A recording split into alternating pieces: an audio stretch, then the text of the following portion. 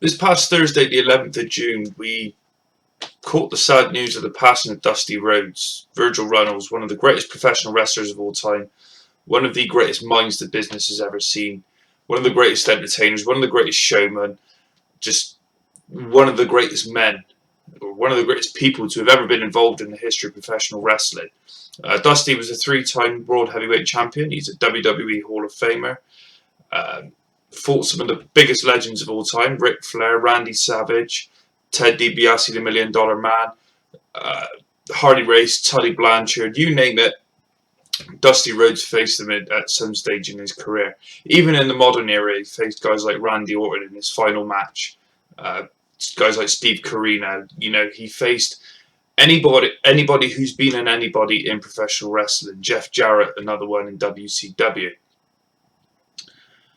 I'm going to do something similar to what I did with the Vern Gagne video when Vern passed away a couple of months ago. Just basically talk to you all about the life and the career of Dusty Rhodes, or Virgin Runnels, as his real name was.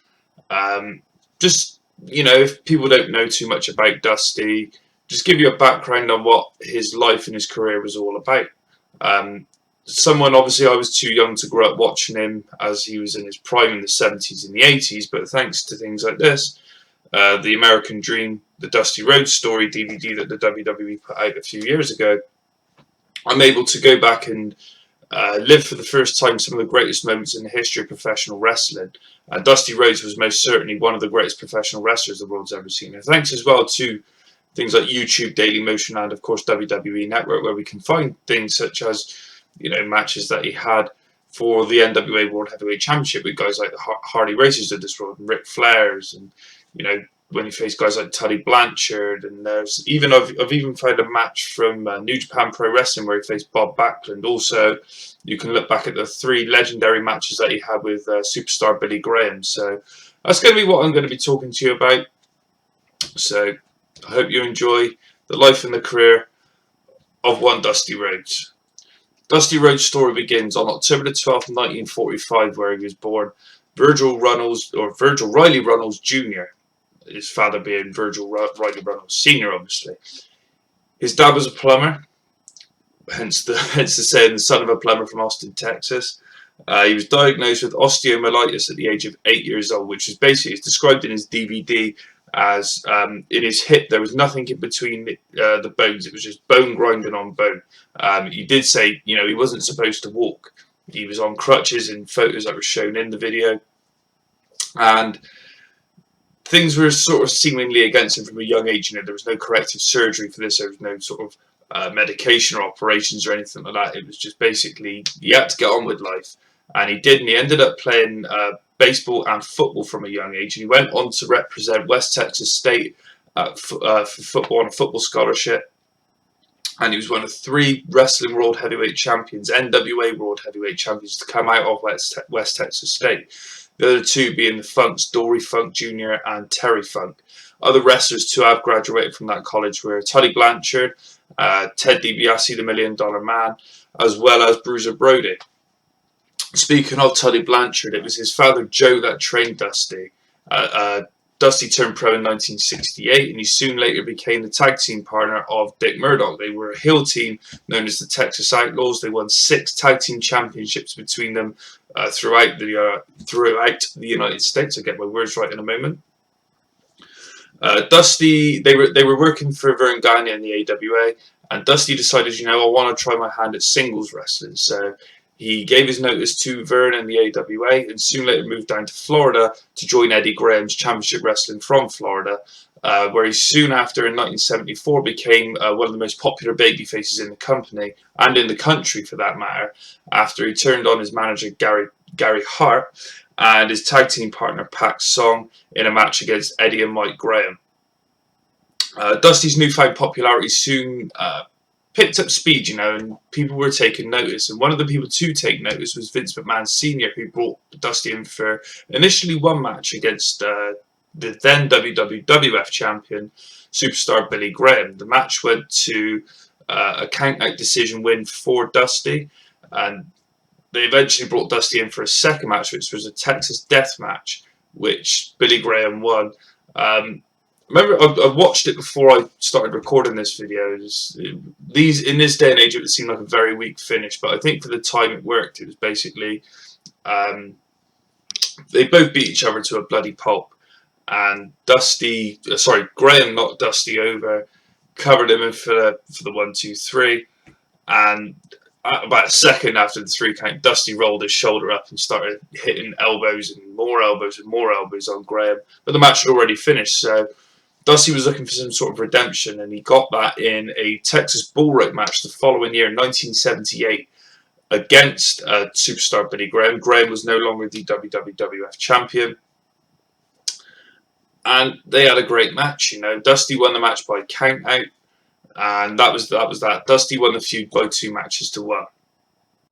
Dusty was a 3-time NWA World Heavyweight Champion, and when you were the NWA World Heavyweight Champion back in those days, you were the man. You were the biggest thing in professional wrestling. You were bigger than the WWF World Heavyweight Champion. You were bigger than the AWA World Heavyweight Champion. You were bigger than any champion anywhere in the world. You were the man. You were everything that anybody ever aspired to be. As much as people would turn around and say, yes, the WWF champion was bigger, or the AWA World Heavyweight Champion was bigger, there was nothing bigger than the NWA World Heavyweight Champion in professional wrestling at that time. And Dusty Rhodes was, as I say, a 3-time World Heavyweight Champion in the NWA. His first reign came, he defeated Harley Race on August 21st, 1979. The bad thing about it, though, was the reign was short-lived. He only lasted for 5 days as the NWA World Heavyweight Champion. He lost the championship back to Race in Orlando, Florida, and it took him another 2 years to regain the belt. Once again, he defeated Harley Race. That was on June the 21st, 1981. It was his longest reign as the World Heavyweight Champion. It lasted for 88 days, his second reign, but he lost the championship to Ric Flair in Kansas City, Missouri. He won the championship back from Flair. That was another 5 years later, though. There were multiple champions in between, but he won the championship from Flair in 1986 at the Great American Bash pay-per-view. But that reign only lasted for 14 days, 2 weeks, where he lost the championship once again back to Ric Flair. His combined total number of days as the NWA champion across his 3 reigns was 107 days. And as a multiple-time champion, that's the second shortest amount of time as the champion. Giant Baba was a 3-time NWA World Heavyweight Champion, and his 3 combined reigns lasted for a total of 19 days. That was the shortest number of days as champion for a multiple-time champion. Dusty Rhodes was number 2 in that list at 107 days. In 1989, he was fired from the WCW.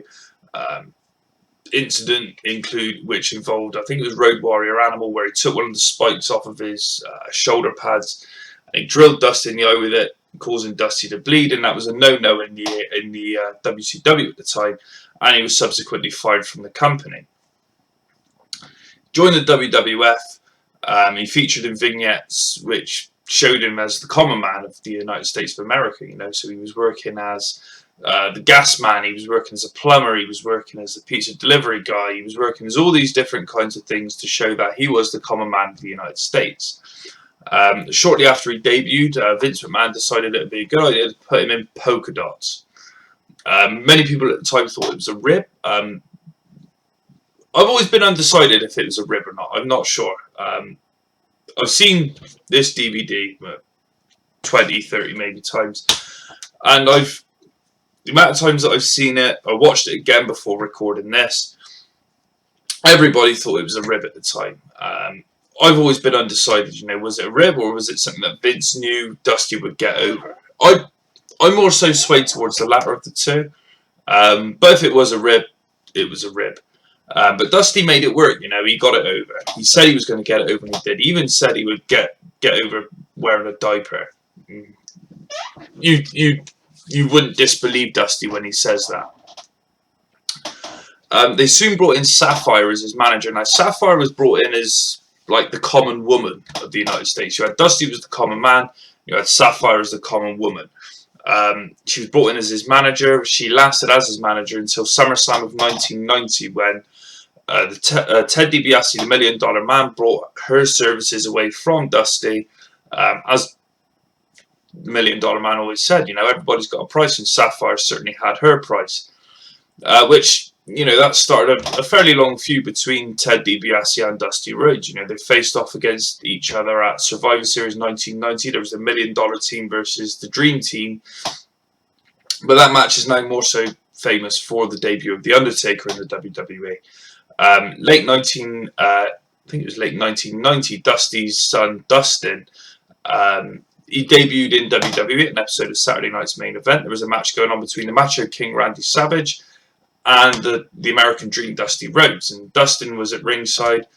Dustin was in the crowd at ringside. And Ted DiBiase and Virgil, who subsequently was named after Dusty Rhodes, Virgil Runnels being his real name, and Bobby Heenan made the suggestion to the WWE management at the time to name Virgil after Virgil. I'm not sure what Virgil's real name is, but they tried buying Dustin's seat from him.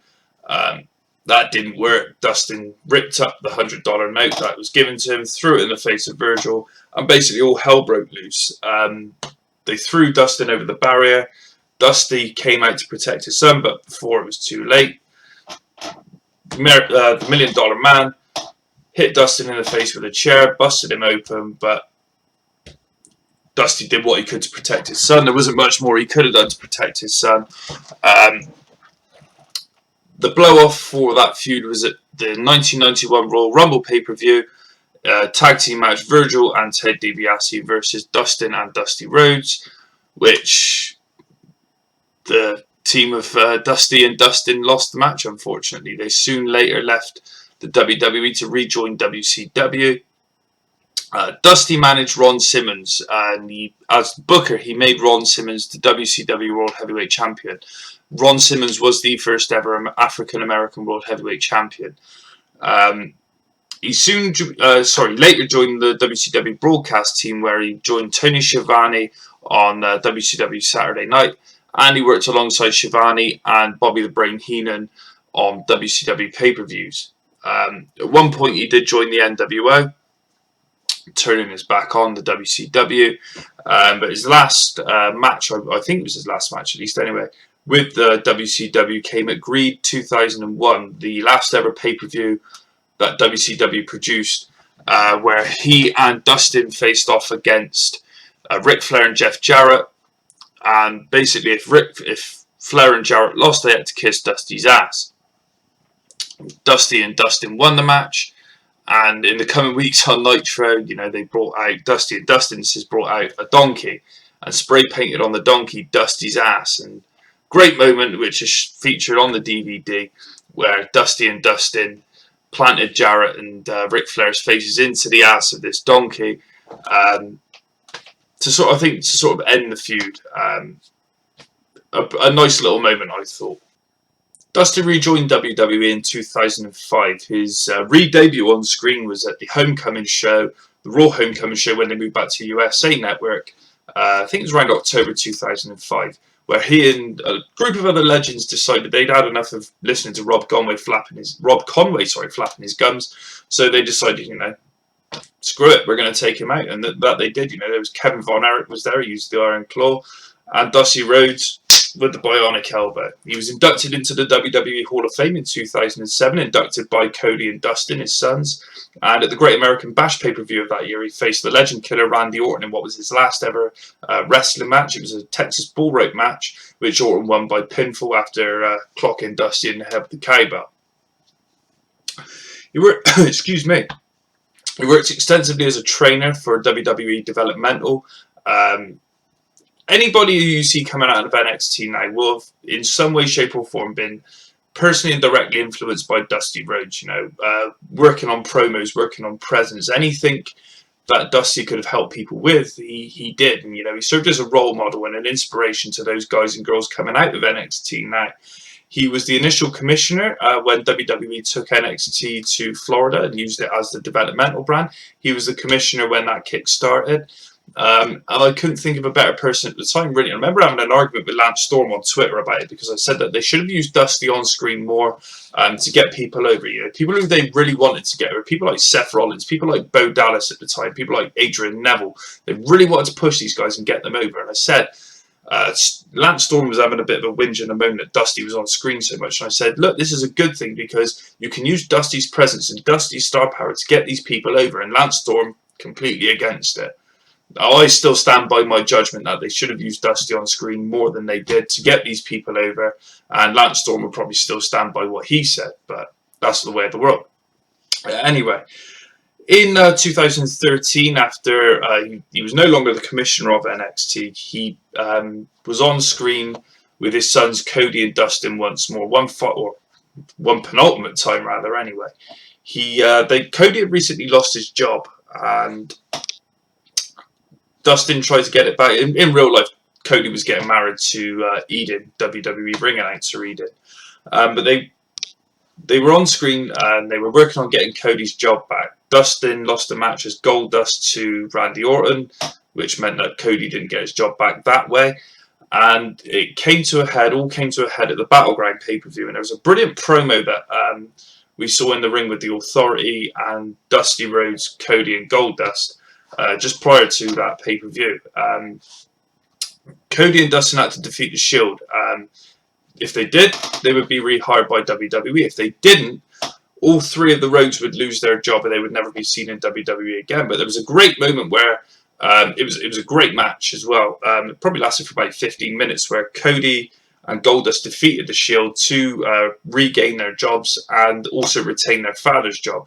And there was a great moment where Dusty used the bionic elbow on Dean Ambrose, who I'm sure marked out as much as he did when Jake Roberts used the snake on him on an episode of Old School Raw a couple of years ago. But no, it was a great moment for the Rhodes family. You know, Dusty had another brief moment on screen this year when they were trying to get Stardust back into Cody. They were trying to say, look, you're not Stardust, you're Cody. Stardust is just your character. And it brought a sense of reality to WWE television at the time.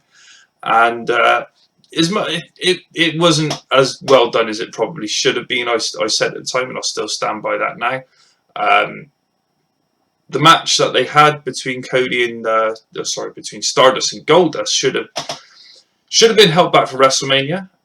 Should have had more time than it did have, and it probably would have been a lot better than it was, because it seemed rather rushed, I thought. But they put it at the Fastlane pay-per-view instead of having it at WrestleMania. But that was by the by, and that was Dusty's last real his last real influence on screen, directly with him being on screen. That is, obviously, as I said, you know, he's mentored all these guys and girls coming out of NXT, and you know, his presence can still be felt to this day. He passed away, as I say, this past Thursday, June 11th, 2015, at the age of 69. He's survived by his wife, Michelle, or his second wife, Michelle, and his 4 children, Dustin, Cody, Teal, and Kristen. As I keep saying, Dusty Rhodes is one of the most inspirational people to have ever set foot in a wrestling ring. One of the greatest entertainers of all time. One of the most impersonated people of all time, I would say, as well. I wasn't going to do it, but I think anybody who's anybody as a wrestling fan has done an impression of Dusty Rhodes at some stage in their lives. So I'm not saying that I do the best impression of the American Dream Dusty Rhodes, but I take good pride in knowing that this man has directly influenced me in my life. That's my awful impression of Dusty Rhodes. And between that and my impression of the Macho Man, I'm not sure which is worse, but I don't care. I had fun. I always have fun doing impressions of Dusty. One of the most inspirational men, as I say, in the history of professional wrestling. Somebody I've always taken great pride in getting to know or getting to watch older matches of his, and as I say, watching this DVD, which was a phenomenal DVD. That's my tribute to Dusty Rhodes. Thank you, everybody, for watching. Thank you for the memories, Dusty, and may you rest in peace.